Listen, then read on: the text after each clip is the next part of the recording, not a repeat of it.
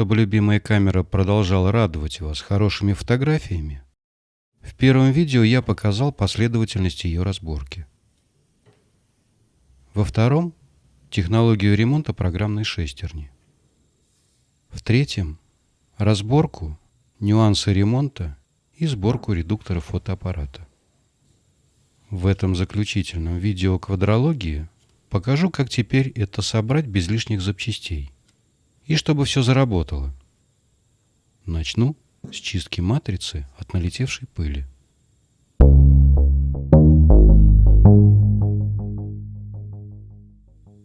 Если не стоит цель испортить матрицу, то ватные диски, ушные палочки и прочие ветоши применять категорически нельзя.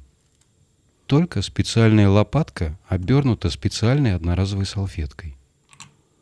Также нужна специальная жидкость для чистки матриц.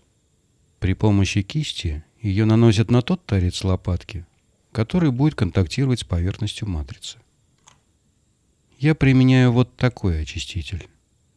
Возможно, есть что-то лучшее, но в магазинах своего города я нашел только этот. И на протяжении длительного времени меня он полностью устраивает. Одной салфеткой можно воспользоваться только один раз. Только один проход. Если чистку необходимо продолжить, возьмите новую салфетку. Последний проход делается сухой. Вообще такую глубокую чистку лучше избегать. Как правило, достаточно продуть матрицу сжатым воздухом, например, из груши. На механической части камеры, в торце редуктора, находятся сервисные метки, предназначенные для настройки фотоаппарата. Вот это окно после сборки должно оказаться напротив тех меток. То есть нужно взять механическую часть и вот таким образом совместить ее с ответной частью фотоаппарата.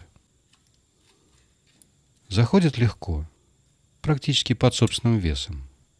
Если чувствуется затруднение, следует проверить, не мешают ли проводки или посторонний предмет. Механизм шторки крепится к основной части 4 одинаковыми винтами. Сначала их надо закрутить почти до конца, затем протянуть крест-накрест. Без фанатизма. Чтобы случайно сорванная мелкая резьба не добавила много проблем. После тщательной проверки правильности крепления узла и убедившись, что ни один проводок не зажат, а находится на своем месте, можно продолжить сборку. За исключением некоторых моментов, мои действия не требуют особых комментариев. Вся последовательность сборки со всеми тонкостями подробно показана в видео, шаг за шагом. Вы можете использовать это как видеоинструкцию при выполнении подобной задачи собственными руками. Смотреть фрагмент, ставить на паузу, выполнять действия, затем просматривать следующий фрагмент.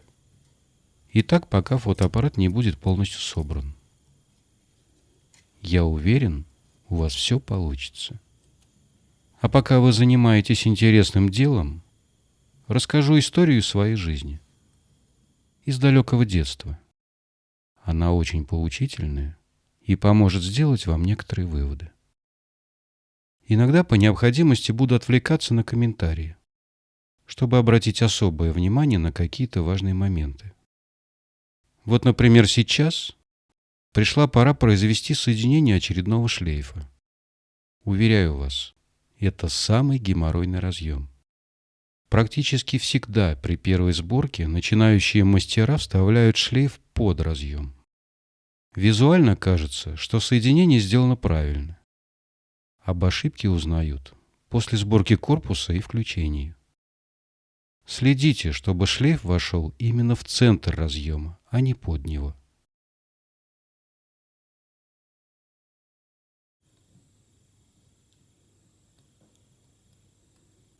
Так вот, в далеком детстве каждое лето родители отправляли меня пожить к дедушке с бабушкой. Это был частный дом со своим приусадебным участком, колодцем, погребом и всякой живностью. Целых 3 месяца беззаботной жизни, без особого присмотра. 6 лет мне тогда было. 7-й шел. С утра до вечера гулял со сверстниками из соседних домов. То яблоки зеленые ели, то на велосипедах катались. Иногда слышал, как зовет бабушка, и прибегал домой покушать. Дедушка с утра до вечера работал. Он был и столяром, и плотником.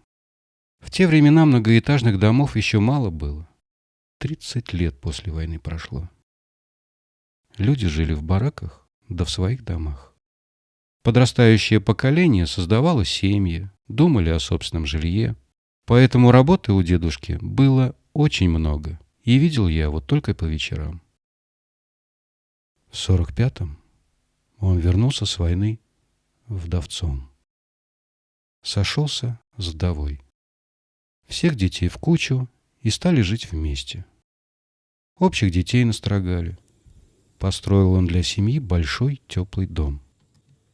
Кто постарше был из детей, помогали кирпичи да доски таскать.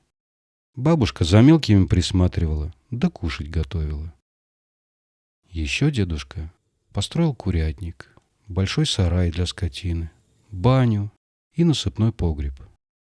В прихожке сарая соорудил себе маленькую мастерскую, которая дождалась не только моего появления на свет, а еще и любопытства в 6-летнем возрасте. Иногда мне очень нравилось сидеть в этой мастерской и рассматривать столярные инструменты. Все было аккуратно разложено в выдвижных ящиках и развешано на стенах. Каждый режущий инструмент был тщательно заточен и готов к работе в любой момент. Дедушка никогда не ругался, когда случайно заставал меня в мастерской. Тихонько подкрадывался к открытой двери и с доброй улыбкой наблюдал. Иногда рассказывал, какой инструмент для чего предназначен. Показывал, как работать. Мне очень нравилось наблюдать за тем, как он мастерил очередной шедевр из древесины. Старался все запомнить. Когда младше был, дедушка любил за ужином посадить меня на колени. Мы черпали похлебку из одной миски, а бабушка мило наблюдала и готовила пышки. Теперь и ростом, и весом побольше стал. Тяжеловат для коленок. Сидел на отдельной табуретке напротив и также черпал из одной миски, поглядывая на хитрый прищур добрых глаз дедушки. Однажды, возвращаясь с прогулки на обед, я обратил внимание на комод в сенях. Раньше он стоял в одной из комнат, а теперь оказался без присмотра взрослых. Между дверью на крыльце и входом в жилое помещение. Стало очень интересно узнать, что же там хранится. Поочередно выдвигая тяжелые ящики, увидел разную одежду, простыни, пододеяльники, наволочки. Особое внимание привлек сверток материи, старательно спрятанный под постельное белье. Развернув его, заинтересовался еще больше. Это была какая-то механическая коробочка с крутилками, рычажками и защелками. Настолько сильно был заворожен увиденным, что очень захотелось посмотреть, как это устроено. Как-то случайно открыл крышку. Под ней катушка с заправленной пленкой. Вытянул пленку из катушки. Ничего интересного. Покрутил колесики. Посмотрел, как крутится механизм внутри. Очень понравилось, что при нажатии на кнопку центральная дырочка на мгновение открывается, и через нее виден свет. Завернул коробочку в материю и положил на место. Но любопытство не утихло. После обеда, когда бабушка ушла работать в огород, стащил с кухни нож с острым кончиком. Не раз видел, как дедушка откручивал им разные винтики. Тут-то мои наблюдения пригодились. Удобно расположившись за столом в сенях, напротив окна, принялся тщательно изучать, почему крутятся колесики внутри коробочки и за счет чего раздвигаются тонкие пластинки внутри центральной дырочки. Разобрал полностью, раскрутил все винтики, снял все пружинки, даже на огород посмотрел через вынутые стеклышки. Сейчас-то я понимаю, что это был фотоаппарат, и что в те времена он стоил баснословных денег, что дедушка много трудился, пока смог купить его. Тогда я этого не понимал. Взглянув на аккуратно разложенные детальки, понял, что пытаться собрать времени уже нет. Бабушка, срывая по пути созревшие помидоры, шла в сторону дома. Скоро и дедушка должен был вернуться. Аккуратно завернул все детали в материю и положил в комод. Только в самый дальний угол, чтобы до завтра никто не заметил. После ужина дедушка сказал: «А сейчас мы займемся очень интересным делом. Я приготовил для тебя сюрприз». И направился в сени. В этот момент в области живота я почувствовал что-то наподобие порхающих бабочек. Такое бывало от осознания собственной вины. Я слышал, как выдвигается ящик комода, и как дедушка долго ищет тот самый сверток. Затем он выдвигал другие ящики. Посмотрев во всех, сказал: «Да нет же, вот сюда прятал». Через некоторое время обратился ко мне: «Внучок, ты случайно не видел вот тут узелок?»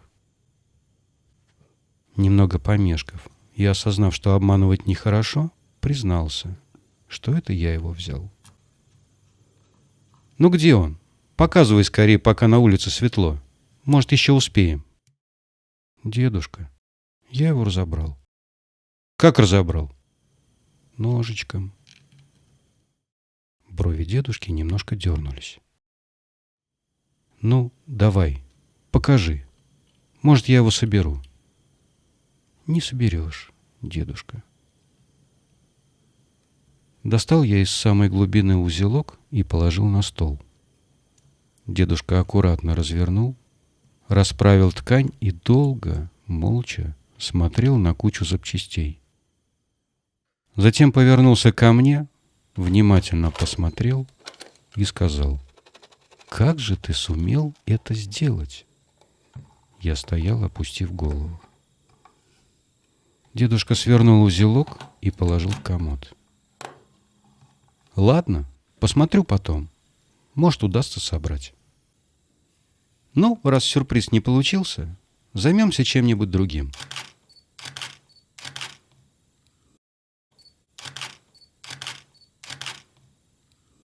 Мораль моего рассказа такова: не ругайте детей, если они что-то разберут. Возможно, им пригодятся эти знания в жизни, а дорогая вам вещь — первая ступень в познании современного мира. Возможно, я бы никогда не стал заниматься техникой, если бы тогда получил от дедушки леща. Если после сборки у вас остались лишние детали, вернитесь к первому видео и повторите просмотр. Лайк, подписка и незлобная записка на ваше усмотрение. Желаю вам крепкого здоровья.